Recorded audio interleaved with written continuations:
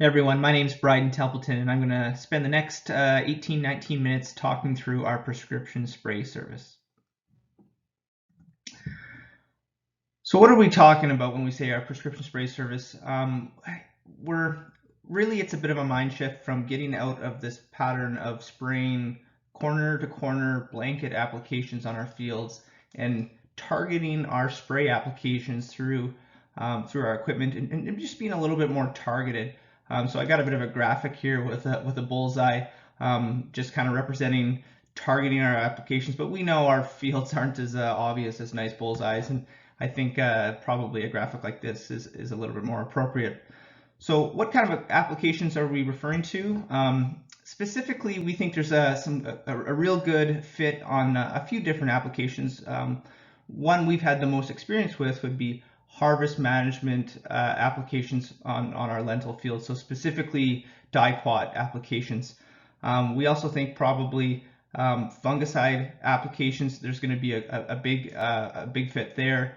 I'm also expecting post-harvest applications where we're targeting potentially big patches of perennial weeds, fertility applications, possibly growth regulators. So those are some examples I think where we can be a little more targeted with our approach.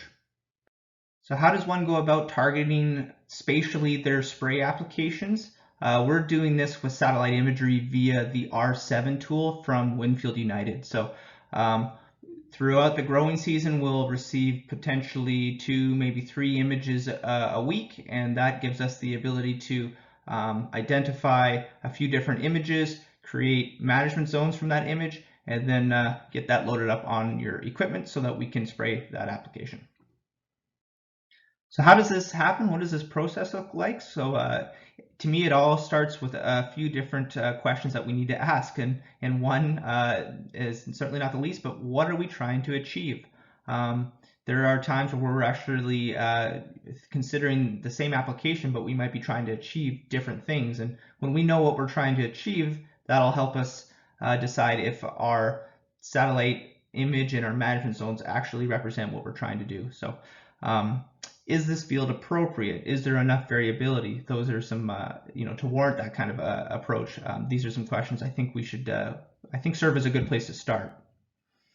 So image in zone creation. So this is kind of what happens in the office. So we're gonna bring up R7, and I think the first thing we're gonna do is see what is the most recent satellite image we can get our hands on. When we're talking satellite imagery, we're definitely limited by Mother Nature to some extent. So if we've had a week of overcast and cloudy weather, we're not going to have a lot of satellite images within that time period. So first we see what's the most recent image we can get our hands on, make sure it's of a high enough quality and appears to be representative. And then the next thing I'm going to do is just create a whole bunch of management zones from that image. I start with a whole bunch of management zones, and then as we get out into the field, we'll start to merge zones, and it just gives us the most amount of flexibility and freedom to represent what we're trying to achieve in that field. And then after all that, we're going to do a little bit of prep work for ground truthing, and then the next step is, that occurs in the field. So we take all our information and our imagery and our maps, and we head out to that field, and we're just trying to figure out if these satellite images and these management zones, if they're capturing the variability that we're trying to acknowledge. Sometimes they're not. In my experience, most times they are. But that's an important step. If they're capturing something that we're not trying to acknowledge, then that means we no longer have the data to inform that piece of equipment to do what we want it to do. So the first step is just considering the validity of those zones, and then next we're going to start combining zones based on what we're seeing in the field. And then once we're down to a number of zones that we feel captures the variability, we're going to create recommendations for each one of those management zones. And then the last step is kind of the building that prescription file and getting it loaded up on a sprayer. So like I said, we're reducing the number of those management zones to fit the recommendations. we build a prescription file that happens right in R7, and then we track down a sprayer and get that file loaded up. In some cases where we have access to some, a machine that's equipped with telematics, we can potentially do that wirelessly. We've done that a couple times as well. Okay, so now I've got about 4 or 5 different, case studies or examples of satellite images, and then when we ran out to go ground truth those images, we took actual pictures, and you can see where I was in that satellite image when we snapped those pictures. So first I want to say these are absolutely real fields and real satellite images that GMAX has ran through our prescription spray service. The other thing is I regrettably don't have a whole bunch of fungicide case studies, and that has everything to do with the growing seasons, the last couple growing seasons we've had in our geography. So here we're looking at a lentil field in 2019. So just showing you where I was in that image and what the lentils look like in that satellite image. So looking at that southwest corner, you can see that there was, a fairly light lentil stand there, and then as compared to the real southwestern portion of that image, we had just a substantial amount of kochia. And so this is an example where we were less trying to target perhaps the lentil stand, but we were more so targeting some real big patches of kochia, with the anticipation or the expectation of us trying to do a better job of getting those kochia burned down and dry and ready for harvest.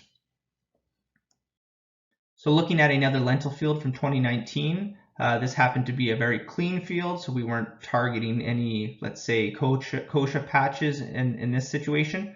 However, there was just a very subtle or small amount of difference in maturity between the green areas and the red areas of this field, and because of how advanced the lentils were in the red areas, we were able to save that customer a little bit of reg loan, because we could again target spatially where that dicot should go. So I think in this situation we applied a full rate in the green areas of the field and then cut back a bit in the red areas.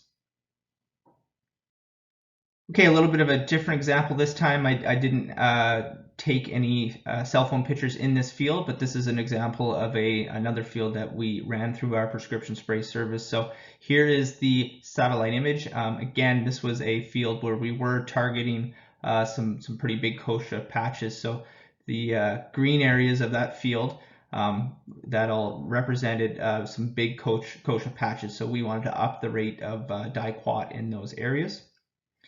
So I just want to show you what a prescription map would look like. So the dark blue in that map corresponds to the high rate of reg loan, and we did 3 rates in this field. So kind of a full rate in the red, and then we upped the rate a little bit in those blue areas to correspond to where those kochia patches actually occurred. And then I just have a picture of us loading that prescription up on a Pro 700 on a case sprayer. Okay, last lentil dicot example. This was a lentil field from 2018. If you've ever heard me speak on this topic, you've probably heard me speak about this example. This was kind of my textbook model scenario for a dicot, a spatial targeted dicot application. This was a very flat field, had no weeds, but it showed or exhibited some pretty significant differences in maturity. So I'll show you what that looks like. In these red areas of the field, we saw lentils that look like that. We get into a little bit more of a transitionary area. We see a little bit of a thicker canopy, a little bit less mature. Go to a real dark green spot on the satellite image, and we found a real thick canopy of lentils, even with some flowers on them. So, I think there's a good discussion here about agronomists having to be actually better at making recommendations when we start thinking about our fields as more than just one blanket application. So, historically, where I would look at this field and decide, hey, let's hit it with the full rate. And a lot of my decision was based on trying to take the majority of the field, figuring out if it's at the right stage, and then applying our dicot applications. Now I'm actually I'm looking at this field as 3 different stages or growth stages, and having to prescribe an amount of active ingredient on each one of those in each one of those management zones. So I think this thinking through our fields spatially like this, it's just good agronomy, but it's at a higher resolution. Okay, so we ground truth that picture. We decided what rates we wanted to put in each one of our zones. We generated a prescription map, which looked like that. So we had 3 different rates. I even included a check strip in this situation. And then we actually have a picture of us loading up that prescription on a John Deere 2630 monitor. And lastly, I was able to capture a little bit of video footage. I was actually in the cab of the sprayer when we were applying this prescription. So I guess I would point out, you're going to see me point the camera at the monitor. You're going to see some color differences on the monitor, and then I'm going to pan out the windshield. You're going to see hopefully how the prescription on that monitor is reflecting what we're seeing in real life, and then I'll pan back.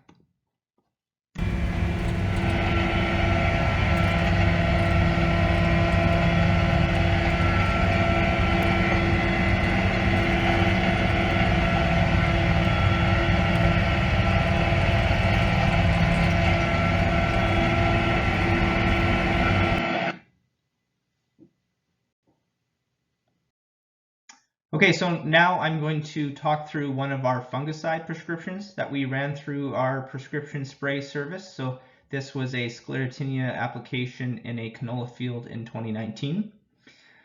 So there's a few implications to fungicide prescriptions that I think are interesting and worth mentioning. So first of all, there's some good rationale on why you would make some fungicide prescriptions binary.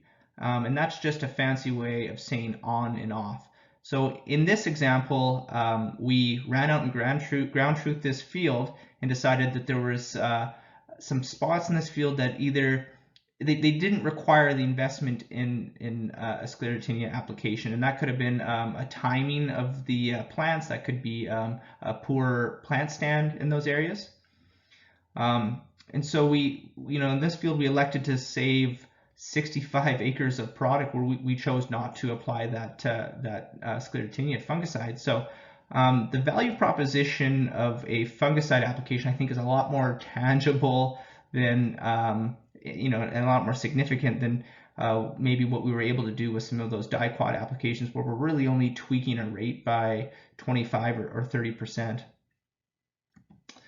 We're also, binary applications are likely going to be applied more accurately than an application where we're just tweaking a rate, because of course, when we're tweaking a rate on a sprayer, we're kind of limited to the entire boom width, whereas a binary application can be applied using sectional control and independent nozzle control where available. So we're going to be a lot more accurate with our binary prescriptions than we are with our full VR spray applications. In reality, what we're doing here, it's kind of just the next evolution in spot spraying. This is just spot spraying in style, where we've previously beforehand decided where in this field we're going to spray and where we're not going to spray, and then we just let the machinery kind of do its job. And lastly, I think there's a good discussion on the potential for verifying whether or not we did the right thing. So I kind of battled with this in terms of our dicot applications, where we weren't really expecting a yield bump. We were hoping to have that field mature at a little bit more of an equal rate across the field, and then hopefully a little bit sooner. Whereas with a fungicide application, there's some good potential for an impact on yield, and if there's going to be an impact on yield, we can measure that with yield data. So I'm excited at the idea of getting to do a few more fungicide applications and being able to see an impact on yield. Okay, so why should someone, think about applying their products in a spatially targeted manner? Well, I kind of hope from those last examples that this kind of goes without saying, but I think the simplest way to put this is just let's figure out where this product needs to go and let's put it there.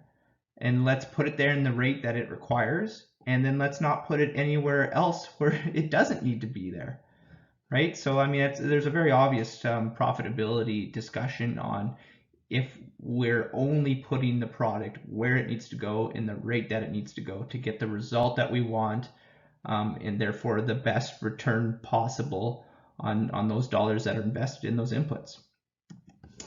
And then there's a bit of a different way that you can start thinking through that question that always comes up every year: which fields should I spray? Well, I think it changes that question from which fields should I spray to which acres should I spray, and I think that's a powerful. Those are two very different questions, and I think there's quite a bit more power to that second version. Okay, so just to make a couple comments on how I envision the future of spraying these prescriptions in this kind of little area of the market. I have no doubt in my mind that this technology is going to become table stakes. Currently, you can do some pretty similar things through Climate Field View, Zarvio, Farmer's Edge. Those companies, and I assume other companies are interested in getting that technology into our growers' hands. That said, something that isn't going to become table stakes is the agronomy. So while those companies are interested in enabling our customers with the technology, they have no interest in being able to provide the agronomy that really makes all this work. So the success of these applications will be very dependent on the accuracy of these zones and the recommendations. And today that requires someone in those fields. That requires someone to be deciding on whether or not those management zones are accurately capturing the variability that we're trying to acknowledge. That takes someone to be able to generate a recommendation for each one of those zones, and those companies do not have the structure or the the footprint to be able to do that. So GMAX Ag Team definitely has the staff and the expertise in our local geography to do that correctly, and so I think that's a real key difference to keep in mind. Okay, well, yeah, thank you everyone for your time. Obviously, if you have any interest in speaking more about these applications, or throughout the growing season, you think an opportunity arises where some fields could benefit from a prescriptive spray application, then please get in contact with a representative from GMAX, and we'll absolutely go from there. Thanks again, guys.